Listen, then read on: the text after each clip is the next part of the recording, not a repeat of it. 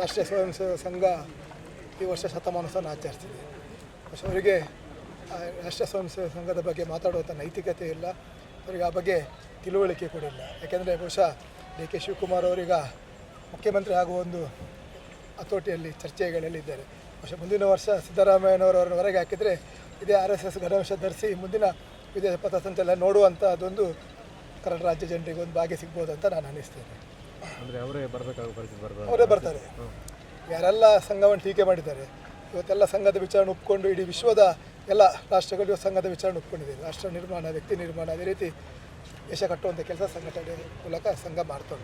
ಅದರಿಂದಾಗಿ ನರೇಂದ್ರ ಮೋದಿ ಅಂತ ವ್ಯಕ್ತಿ ಇವತ್ತು ಸಂಘದ ದೊಡ್ಡ ಒಂದು ಪ್ರಾಡಕ್ಟ್ ಅಂತ ಹೇಳಲಿಕ್ಕೆ ನಾನು ಬಯಸ್ತೇನೆ. ಇಡೀ ವಿಶ್ವ ಇವತ್ತು ವಿಶ್ವ ನಾಯಕನಾಗಿ ಅವರನ್ನು ಒಪ್ಪಬೇಕಾದ್ರೆ ಇವತ್ತು ಸಂಘದ ಒಂದು ದೊಡ್ಡ ಕೊಡುಗೆ ಅಂತ ಹೇಳಲಿಕ್ಕೆ ಬಯಸ್ತೇನೆ. ಅದರಿಂದಾಗಿ ಡಿ.ಕೆ. ಶಿವಕುಮಾರ್ ಅವರು ತಿಳ್ಕೊಳ್ಳುವಂಥದ್ದು, ಅರ್ಥ ಮಾಡುವಂಥದ್ದು ಭಾಳಷ್ಟಿದೆ. ಬಹುಶಃ ಅತಿ ಶೀಘ್ರವಾಗಿ ಇದೇ ರೀತಿ ಸಂಘದ ಗಣವೇಷ ಧರಿಸಿಕೊಂಡು ಮುಂದಿನ ದಿನಗಳಲ್ಲಿ ಡಿ.ಕೆ. ಶಿವರನ್ನು ನೋಡುವಂಥ ಭಾಗ್ಯ ಕರ್ನಾಟಕದ ಜನರಿಗೆ ಸಿಗ್ತದೆ. ಆದರೆ ಸಾರ್ವಜನಿಕ ಸ್ಥಳಗಳಲ್ಲಿ ಗಣವೇಷಧಾರಿಗಳು RSS ಚಟುವಟಿಕೆಯನ್ನೆಲ್ಲ ನಿಷೇಧಿಸಬೇಕು ಅಂತ ಪ್ರಿಯಾಂಕಾ ಖರ್ಗೆ ಮುಖ್ಯಮಂತ್ರಿಗಳಿಗೆ ಮನವಿ. ಪ್ರಿಯಾಂಕಾ ಖರ್ಗೆ ಅಲ್ಲ, ಅವರು ಇನ್ನೊಂದು ಜನ್ಮದಲ್ಲಿ ಹುಟ್ಟು ಬಂದರೂ ಕೂಡ ಅವರಿಗೆ RSSನ ಬಗ್ಗೆ ಆದ ನಿಷೇಧ ಮಾಡಲಿಕ್ಕೆ ಅವರ ಹತ್ರ ತಾಕತ್ತಿಲ್ಲ, ಖಂಡಿತವಾಗಿ ಅವ್ರ ಹತ್ರ ಆಗೋದಿಲ್ಲ. ನಾನೊಂದು ಉಡುಪಿಯ ಜನರ ಪರವಾಗಿ ಅವರ ಹತ್ರ ಒಂದು ವಿನಂತಿ ಮಾಡ್ತೇನೆ.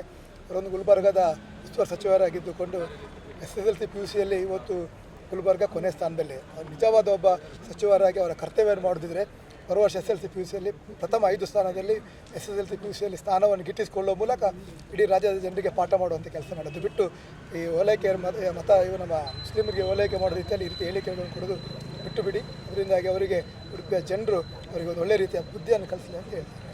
ಸಾರ್ವಜನಿಕ ರಸ್ತೆಯಲ್ಲಿ ಓಡಾಡಬಾರ್ದು, ಗಣವೇಷದಲ್ಲಿ ಶಾಲೆಯಲ್ಲಿ ಸೇರಬಾರ್ದು, ಈ ಥರದ್ದು ವಿಜಯದಶಮಿಗೆ ಅವಕಾಶ ಕೊಡಬಾರ್ದು. ಪ್ರಥಮವಾಗಿ ಈ ಅಜಾನ್ ಬಾಂಗ್ ಹಾಕುವಂಥದ್ದನ್ನು ಪ್ರಥಮವಾಗಿ ಗುಲ್ಬರ್ಗದಲ್ಲಿ ಖರ್ಗೆ ಅವರು ನಿಷೇಧ ಮಾಡುವಂಥ ಮೂಲಕ ಅವರ ತಾಕತ್ತನ್ನು ತೋರಿಸಲಿ. ಅದರ ನಂತರ RSS ಬಗ್ಗೆ ಅವರು ಮಾತಾಡಿ. RSS ಬಗ್ಗೆ ಮಾತಾಡಲಿಕ್ಕೆ ಅವರು ಯಾವುದೇ ನೈತಿಕತೆ ಇಲ್ಲ, ಅವರು ಅವರಿಗೆ ಅಧಿಕಾರ ಕೂಡ ಕೊಡಲಿಲ್ಲ. ಇದರಿಂದಾಗಿ ಈ ರೀತಿಯ ಹೇಳಿಕೆಗಳಿಂದ ನಾವು ಯಾವುದು ತಲೆ ಕೆಡಿಸುವಂಥದ್ದು ಪ್ರಶ್ನೆ ಇಲ್ಲ. ಖರ್ಗೆ ಅವರಿಗೆ ನಾನು ಈಗಾಗಲೇ ಹೇಳಿದ ಹಾಗೆ ಖರ್ಗೆ ಅವರು ಆ ಸಾಧನೆ ಮಾಡಿ ನಿಜವಾದ ಒಬ್ಬ ಮಂತ್ರಿ ಅಂತ, ಒಂದು ಯಶಸ್ವಿ ಮಂತ್ರಿ ಅಂತ ತೋರಿಸುವಂಥ ಕೆಲಸವನ್ನು ಮಾಡಲಿ. CM ಪರಿಶೀಲಿಸ್ತೇನೆ ಅಂತ CM ಪರಿಶೀಲಿಸೋದಕ್ಕಿಂತ ಮುಂಚೆ CM ಅವರು ಅವರ ಕುರ್ಚಿಯನ್ನು ಉಳಿಸುವಂಥ ಕೆಲಸ ಹೇಳಿದ್ದಾರೆ. CM ಅವರು ನಾಳೆ RSS ಗಣವೇಷ ಧರಿಸ್ತಾರಾ ಅಥವಾ ಡಿ.ಕೆ. ಶಿವ ಧರಿಸ್ತಾರೆ ಎಂಬುದು ವಿಚಾರ ಜನರ ಮುಂದೆ ಇದೆ. ಅದರಿಂದಾಗಿ CM ಪರಿಶೀಲಿಸ್ತಿರ್ತಾರೆ. CM ಕೂಡ RSS ಒಪ್ತಾರೆ ಇವತ್ತಲ್ಲ ನಾಳೆ ಅಂತ ಭರವಸೆ ನಮಗಿದೆ.